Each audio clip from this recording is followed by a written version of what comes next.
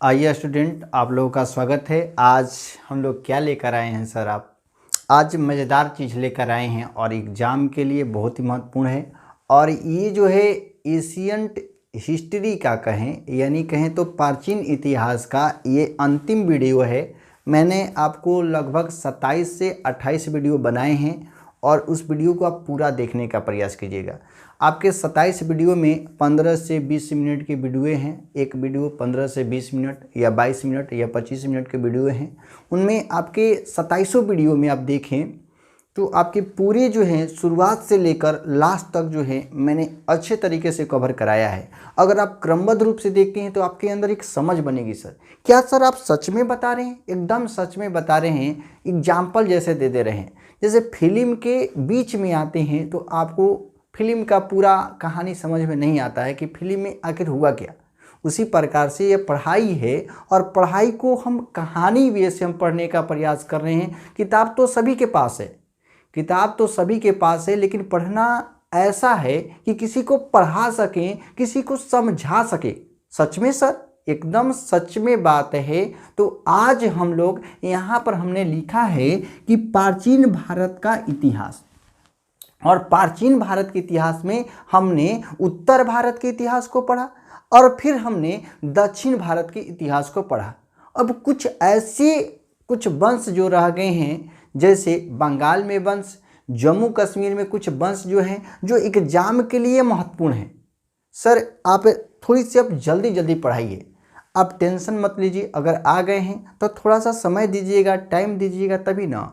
अगर सब कोई जानता है कि भाई घी खाने से सब कोई जानता है कि भाई आदमी मोटा जाता है, क्या हम 1 किलो घी एक साथ खा लें तो क्या मोटा जाएंगे?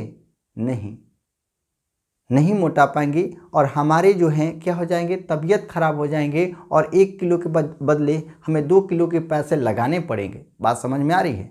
तो वहाँ पे घी के चक्कर में मत रहिए, आप शांति से पूरे वीडियो को देखिए और ज़्यादा वीडियो नहीं जाएगा, आपके महत्वपूर्ण वीडियो होंगे। आप लोगों का बहुत ही कमेंट आ रहा था, हमारे परिवार से जुड़े, हमारे साथ जुड़े हैं और अभी वीडियो को देख रहे हैं, आपको बहुत बहुत धन्यवाद और पूरे वीडियो को देखिएगा। मैं यहाँ पर आपको एक भारत का मैप बनाने का प्रयास कर रहा हूँ। आप थोड़ी सी देखिएगा, शायद मुझसे उतना अच्छा ना बने, लेकिन मैं प्रयास कर रहा हूँ कि आपको एक समझ मैं दे दूँ जिससे जो है आपके, ठीक है। ये भारत का मैं छोटा सा एक प्यारा सा जो मैप आपको दे रहा हूँ, ये भारत का है, आपको दिखाई दे रहा होगा। तो ये भारत का एक मैप है और ये जो भारत है ना, ये भारत जो है ये 15 अगस्त यानी कहें 15 अगस्त 1947 यानी 15 अगस्त 1947 का ये भारत है। लेकिन हम जो प्राचीन इतिहास की बात कर रहे हैं तो प्राचीन इतिहास में हम लोग 750 ईस्वी के आसपास की बारे में हम आज इसमें डिस्कशन करेंगे। क्या सर पहले भारत ऐसा ही हुआ करता था? नहीं, ये भारत पहले ऐसा नहीं हुआ करता था। यहाँ पर आप जो देखेंगे एक देश है जिसका देश का नाम है नेपाल, और नेपाल की जो राजधानी है वह है काठमांडू। कहाँ है सर? काठमांडू। आप घबराइए मत, मेरी बातों को आप सुनिए, देखिए, ठीक है। और यहाँ पर एक देश है जिसका नाम है भूटान और इसकी राजधानी है थिम्पू, ठीक है। और ये जो है ये पहले ये भारत का हिस्सा हुआ करता था। और यहाँ पर एक देश देखेंगे और ये है बांग्लादेश और इसकी राजधानी है ढाका। कहाँ है सर? ढाका राजधानी है और ये बांग्लादेश है। और यहाँ पर जो एक देश देखिएगा जिसका नाम है बर्मा, जिसे म्यांमार के नाम से भी जाना जाता है, यानी म्यांमार कहें, और म्यांमार का जो प्राचीन नाम है जिसे बर्मा के नाम से जाना जाता है। और यहाँ पर अपना दुश्मन जो है जिसका नाम है पाकिस्तान, ये पाकिस्तान इधर भारत की ओर है और ये जो है अफगानिस्तान। ये जो पहले जो ये भारत देख रहे हैं, पहले भारत का हिस्सा ऐसे दिखने में लगता था, लेकिन आज जो है भारत टूट कर ऐसा बन गया है। यानी ये भारत को जो है ये अलग अलग हो गए हैं। ये भूगोल का पाठ है, मैं भूगोल का पाठ नहीं दे रहा हूँ, मैं सिर्फ आपको ये समझाने का प्रयास कर रहा हूँ कि इसमें कैसे क्वेश्चन घुमा के पूछ लिए जाते हैं और आप फंस जाते हैं। और यहाँ पर आप देखिएगा, ये जो बांग्लादेश है, ठीक है, ये भारत से कब अलग हुआ था? तो 1971 में ये दरोगा के मेंस के एग्जाम में क्वेश्चन पूछे गए हैं। सर कैसे बता रहे हैं, ये किनके लिए तैयारी करवा रहे हैं? तो ये मैं बता दूं, जो रेलवे से लेकर जो बीपीएससी के जो एग्ज़ाम दे रहे हैं, रेलवे हो, एनटीपीसी हो, ग्रुप डी हो, बिहार दरोगा हो, इससे ज़्यादा क्वेश्चन नहीं आएंगे। जो बीपीएससी का एग्ज़ाम है इससे बेहतरीन रूप से इससे ज़्यादा क्वेश्चन नहीं आएंगे। सर क्या सच में नहीं आएंगे? मैं आपको पेपर दिखा दूंगा, आपको बता दूंगा कि इस पेपर में है, आप वहाँ पर जाकर देखिए, इससे क्वेश्चन मिलेंगे, ठीक है। और साथ में इसके साथ साथ अगर ज़्यादा ब्रॉड लेवल पर आपको विशेष जानकारी चाहिए तो आप एनसीईआरटी का बुक जरूर पढ़ें। एनसीईआरटी का बुक सर तो सब कोई कहता है, एनसीईआरटी का जो बुक पढ़े ना, तो पढ़ने का एक तरीका होना चाहिए, एक वे होना चाहिए, एक माध्यम। वे का मतलब होता है माध्यम होना चाहिए। तो कैसे सर माध्यम कैसे होंगे? माध्यम का मतलब कि आप जब भी एनसीईआरटी पढ़ें तो उन शब्दों का मतलब समझने का प्रयास करें। बात समझ में आ रही है? तो आप अच्छे तरीके से देखें और समझें। और हमारे साथ नए हैं तो हमारे साथ ज़रूर जुड़ें और इनको देखने का प्रयास करें।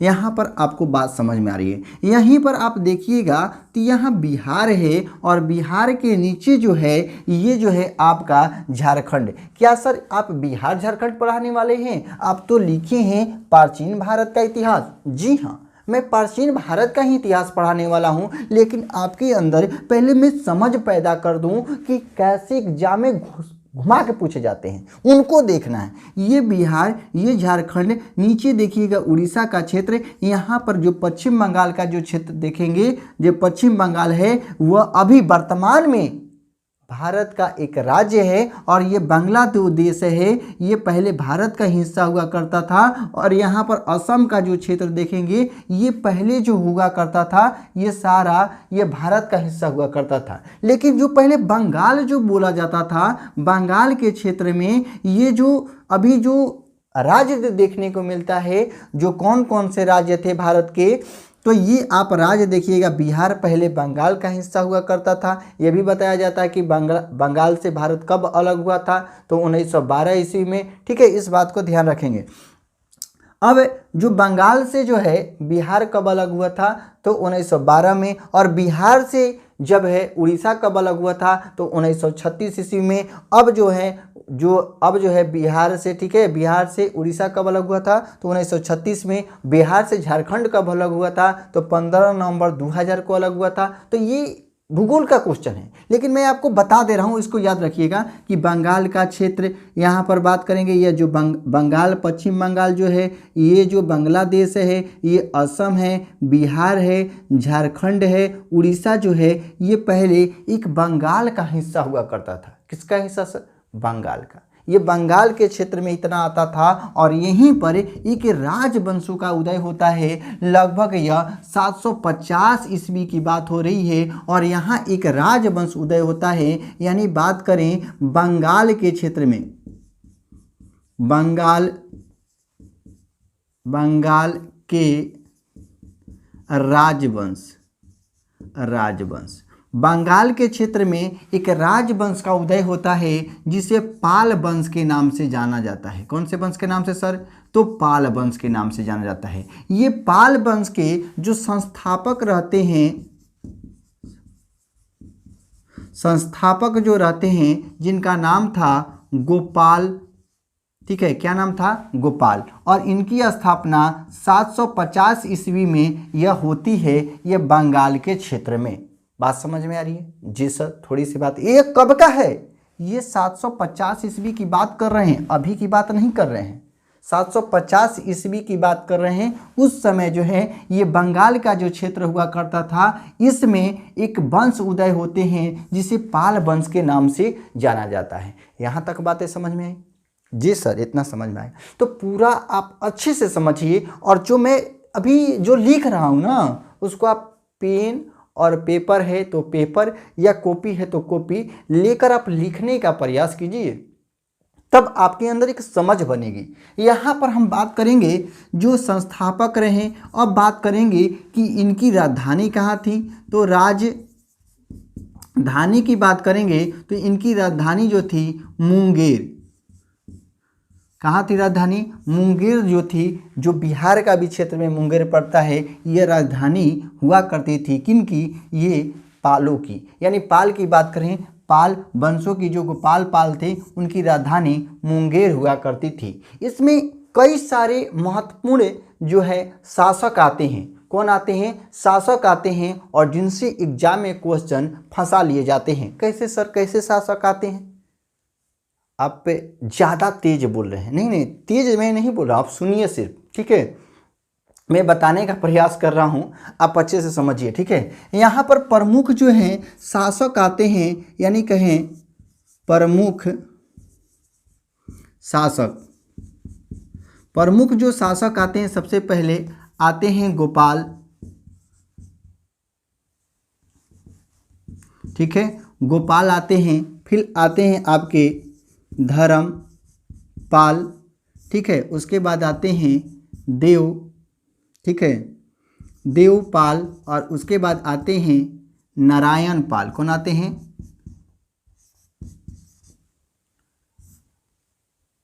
नारायण पाल। और उसके बाद आते हैं महिपाल,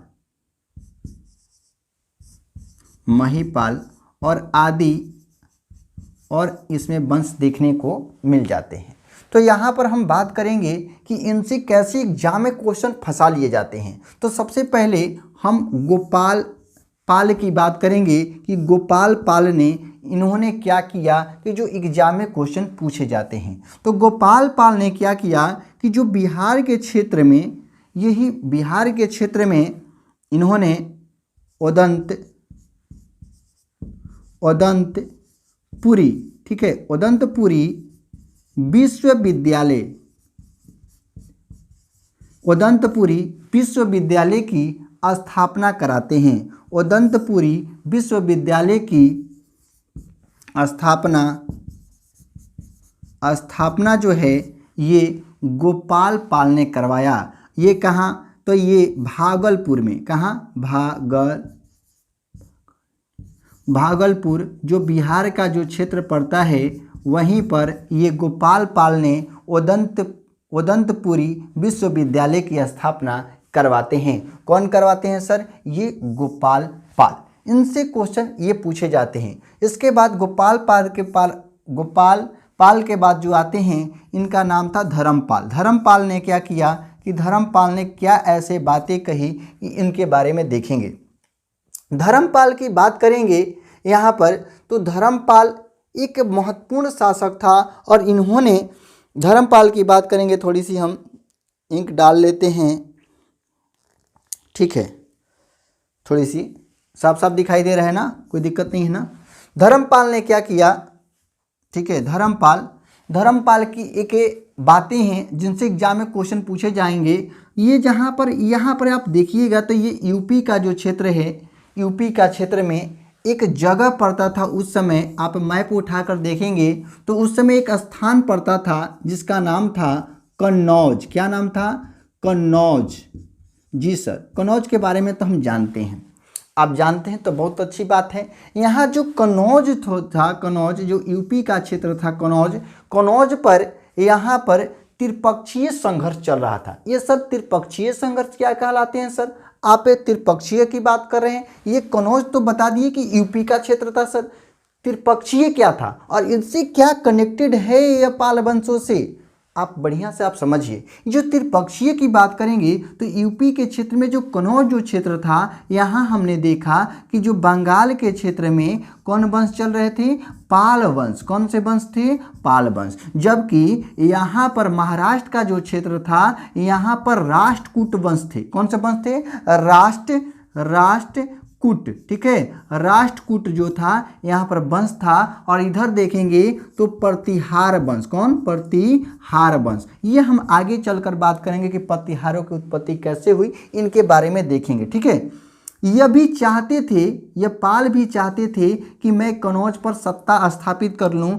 राष्ट्र भी, जो राष्ट्रकूट थे, यह भी चाहते थे कि इस पे मैं कनौज पर कैसे सत्ता स्थापित कर लूं, और प्रतिहार भी चाहते थे ये कनौज पर मैं सत्ता कैसे स्थापित कर लूं। तो तीनों वंश चाहते थे कि जो मैं कनौज है इस क्षेत्र पर कैसे सत्ता को स्थापित कर लूं, और इसी तीनों के बीच जो संघर्ष उत्पन्न होता है जिसे त्रिपक्षीय संघर्ष के नाम से जाना जाता है। और इसमें पालों की ओर से सबसे पहले जो धर्मपाल जो था, इन्होंने त्रिपक्षीय संघर्ष में भाग लिया था। कौन से संघर्ष में? त्रिपक्षीय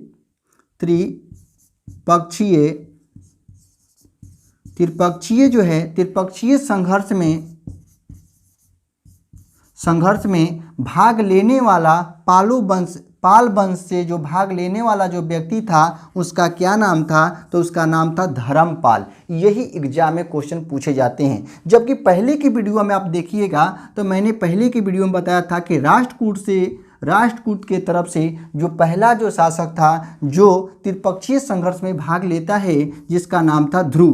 क्या नाम था? ध्रुव जो राजा था, इसने जो है राष्ट्रकूटों की ओर से त्रिपक्षीय संघर्ष में पहली बार जो है शामिल होता है त्रिपक्षीय संघर्ष में। यहाँ तक कोई दिक्कत है?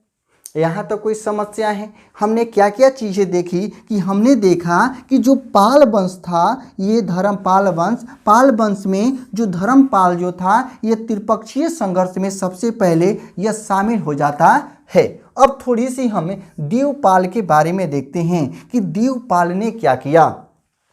देवपाल की बात करेंगे तो देवपाल जो था ये अपने क्षेत्र को कई तरह से विस्तृत करता है, आगे बढ़ाता है। और बताया जाता है कि इधर जो आप देखेंगे तो यहाँ पर आप पढ़े होंगे 10 क्लास में कि आप हिंद चीन में राष्ट्रवाद, जो 10 क्लास का इतिहास का तीसरा चैप्टर है। तो सर आप 10 क्लास पढ़ा रहे हैं कि ये इतिहास पढ़ा रहे हैं, कंपटीशन की तैयारी करा रहे हैं? आप टेंशन मत लीजिए। जो भी कंपटीशन की तैयारी कराता है, याद रखिएगा 6 से लेकर आपके 12 क्लास तक एनसीईआरटी से ज़्यादा क्वेश्चन नहीं पूछे जाते हैं। अब घबराइए मत, पूरे किताब को पढ़िए। आप नहीं पढ़े हैं तो आपको नया नया लग रहा है। मास्टर कहीं से खोद कर नहीं ला रहा है, मास्टर किताब से ही ला रहा है और आपको एक क्रमबद्ध रूप दे रहा है, आपको समझाने का प्रयास कर रहा है कि आप एक समझ रखें और दूसरे को क्या कर सकें, सिखा सकें, बता सकें। बात समझ में आ रही है? तो यहाँ पर ठीक है, यहाँ जो आप देखेंगे लाओस, वियतनाम, कंबोडिया, उसके नीचे जो है जो जावा का जो क्षेत्र पड़ता था, जावा जो है इंडोनेशिया में पड़ता है, वहीं पर जावा की बात हो रही है। यहाँ पर एक वंश चल रहा था जिसका नाम था, ठीक है,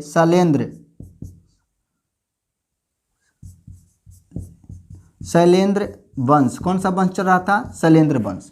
जो शैलेंद्र वंश, जो जावा जो क्षेत्र है जो इंडोनेशिया के क्षेत्र में पड़ता है, वहाँ पर शैलेंद्र वंश चल रहा था। और इस शैलेंद्र वंशी के जो शासक थे उस समय, जिनका नाम था, यहाँ तक दिखाई दे रहा है? लोक रहा है? नहीं लोक रहा है? इधर यहाँ तक दिखाई दे रहा हो, कोई दिक्कत नहीं है?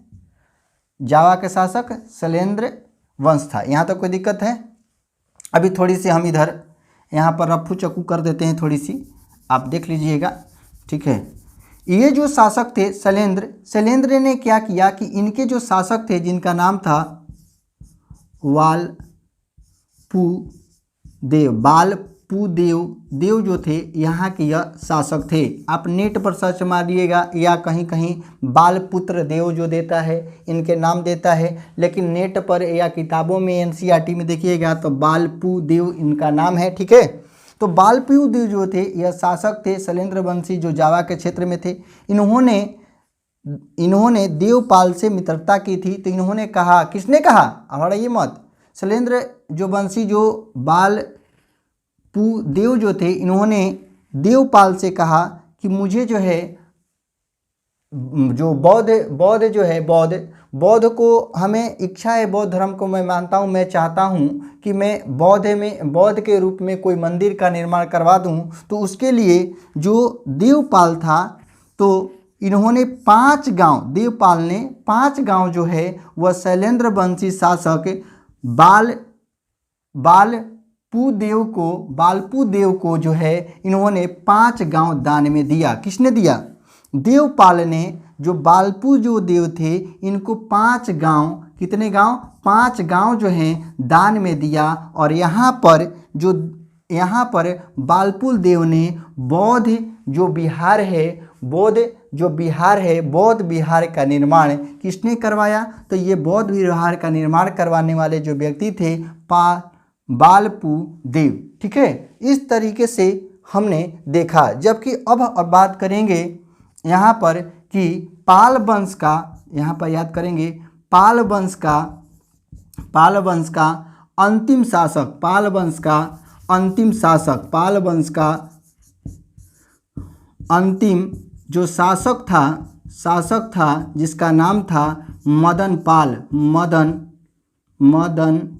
ठीक है, मदन पाल याद रखेंगे। पाल वंश का अंतिम शासक मदन पाल, या कहीं कहीं लिखा रहता है गोविंद पाल, याद रखेंगे। ठीक है, पाल वंश का अंतिम शासक जो है मदन पाल, ये किताबों में दिए गए हैं, आपको बताए गए हैं, क्वेश्चन में भी सही हुए हैं। लेकिन अभी जो है कहीं कहीं जो है गोविंद पाल भी दे रहा है, तो उसको भी आप ध्यान में रखेंगे। तो इस तरीके से ये बंगाल के क्षेत्र में पाल वंश का उदय होता है। लेकिन कुछ समय जो बीतता जाता है तो लगभग 1000 ईस्वी से लेकर 1200 ईस्वी के बीच में एक वंश जो उभर कर आता है यही बंगाल के क्षेत्र में, जिन्हें हम पढ़ते हैं, जिसे सेन वंश के नाम से जानते हैं। थोड़ी सी हम बिता लेते हैं और इसको देखते हैं सेन वंश के बारे में, थोड़ी सी देखते हैं। अब आते हैं सेन वंश। कौन से वंश के बारे में देखेंगे? तो सेन वंश की बात करेंगे तो सेन वंश जो था ये बंगाल के ही क्षेत्र में देखने को मिलता है। जब जो पल्लव की समाप्ति होती है, पाल वंश, पल्लव नहीं पाले वंश, ठीक है, पाले वंश की जब समाप्ति होती है पाले वंश की, तो यहाँ पर 1000 से लेकर 1200 ईस्वी के बीच में यह सेन वंश का उदय होता है। और इनके जो संस्थापक जो रहते हैं जिनका नाम था सामंत। ठीक है, सामंत जो हैं, सेन जो हैं, ये इनके संस्थापक रहते हैं। किनके? ये सेन वंश की। इनकी जो राजधानी जो थी, राजधानी की बात करेंगे तो इनकी जो राजधानी थी, इनको याद रखेंगे नदिया। कहाँ थी? नदिया जो है, ये नदिया जो क्षेत्र पड़ता है ये बंगाल के क्षेत्र में नदिया पड़ता है। इन बातों को ध्यान रखेंगे। इनमें जो है प्रमुख जो है शासक जो देखने को मिलते हैं, जो इनसे ज़्यादा क्वेश्चन नहीं पूछे जाते हैं। एक रहते हैं बल्लाल सेन। बल्लाल जो सेन रहते हैं इसमें प्रमुख शासक रहते हैं और इनकी 2 पुस्तक एग्जाम में पूछ ली जाती हैं। इन्होंने 2 पुस्तक की रचना की हैं और एक का नाम था, ठीक है, दान सागर। कौन सा सागर पुस्तक? दान सागर पुस्तक की रचना किसने की है? तो ये बल्लाल सेन ने। जबकि दूसरी पुस्तक का नाम था अद्भुत सागर। ये अद्भुत जो सागर है, इनकी जो रचना जो की है ये जो थे ये बल्लाल सेन ने की हैं। जबकि सेन वंश के, ठीक है, थोड़ी सी हम दूसरा कलम का यूज कर लेते हैं। ठीक है, सेन आपको दिखाई दे रहा होगा। सेन वंश के अंतिम शासक जो आते हैं जिनका नाम था लक्ष्मण सेन। क्या नाम था? लक्ष्मण सेन। ठीक है, ये सेन वंश के अंतिम शासक रहते हैं। और याद रखेंगे कि लक्ष्मण जो सेन थे इनके दरबार में जयदेव जो हैं ये रहते थे। जयदेव किनके दरबार में रहते थे? तो लक्ष्मण सेन के दरबार में रहते थे। और इनकी एक पुस्तक है जो एग्जाम में पूछी जाती है, जिनका नाम है गीत गोविंद। क्या नाम है? गीत गोविंद। ठीक है, गीत गोविंद। मैं इधर साफ लिख देता हूँ जिससे आपको दिखाई दे। गीत गीत गोविंद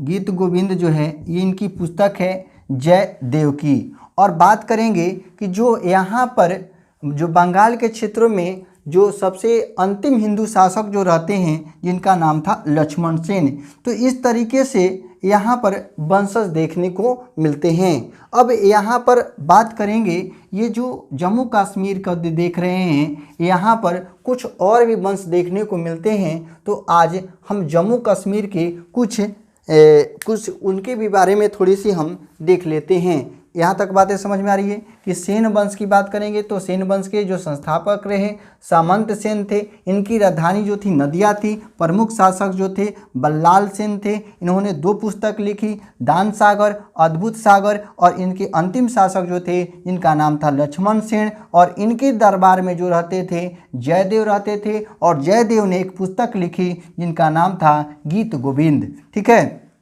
इनसे एग्जाम में क्वेश्चन पूछ लिए जाते हैं। इन बातों को ध्यान रखेंगे कि कैसे सर, तो जयदेव जो है किनके दरबार में रहते थे, तो लक्ष्मण सेन के दरबार में रहते थे। इन बात को ध्यान में रखेंगे। अब हम थोड़ी सी जम्मू कश्मीर के बारे में जानकारी प्राप्त कर लेते हैं। तो आइए जम्मू कश्मीर के बारे में थोड़ी सी अब देखते हैं। कश्मीर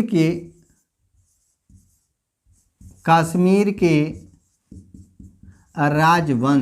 राजवंश। अब जाइए मत, घबराइए मत। कश्मीर के थोड़ी सी राजवंश है, 2 चैप्टर में 2 बातें हैं, थोड़ी सी सुनिए।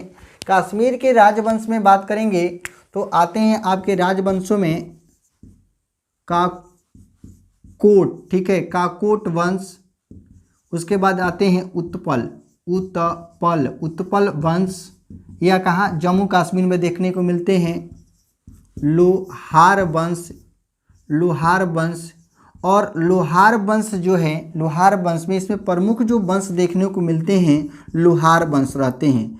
और लोहार वंश के जो शासक रहते हैं ये रहते हैं जिनका नाम था हर्ष। ठीक, क्या नाम था? हर्ष जो रहते हैं ये लोहार वंश के शासक रहते हैं, प्रमुख शासक। ये नहीं सोचिएगा कि हर्षवर्धन की बात हो रही है, नहीं, ये हर्ष सिर्फ रहते हैं, वह हर्षवर्धन था। ठीक है, ये हर्ष रहते हैं। और इनके दरबार में जो व्यक्ति रहता था जिनका नाम था कलहण। ठीक है, क्या नाम था? कलहण। और कलहण से कई बार एग्जाम में क्वेश्चन पूछे गए हैं। तो कलहण की एक पुस्तक है जिसका नाम है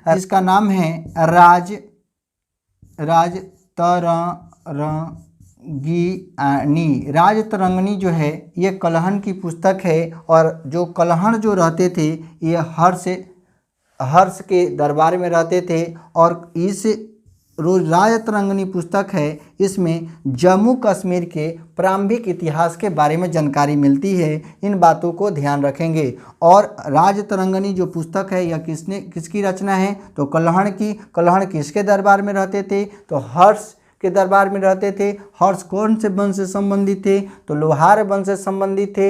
यह जम्मू कश्मीर के क्षेत्र में देखने को मिलता है। यह भी क्वेश्चन पूछा जाएगा कि जम्मू कश्मीर के प्रारंभिक इतिहास के बारे में जानकारी कौन से पुस्तक से मिलती है? तो राजतरंगिणी पुस्तक से मिलती है। और ये कलहण की रचना की गई है। तो इस तरीके से हमने आज जो दक्षिण भारत और के इतिहास को हमने समाप्त किया और आप हमारे साथ जुड़े हैं। अब हम बात करेंगे, अगले में देखेंगे हम लोग मध्यकालीन के बारे में। और मध्यकालीन को पूरा हम कवर करेंगे। और इसी तरीके से हम कुछ और भी कर रहे हैं, जैसे संविधान हम लोग पढ़ रहे हैं उसको भी देखेंगे। विश्व भूगोल की ओर चल रहे हैं, उसको भी आप प्ले लिस्ट में जाइएगा तो आपको सारे मिल जाएंगे। तो आज के लिए इतना ही, फिर मिलेंगे हम।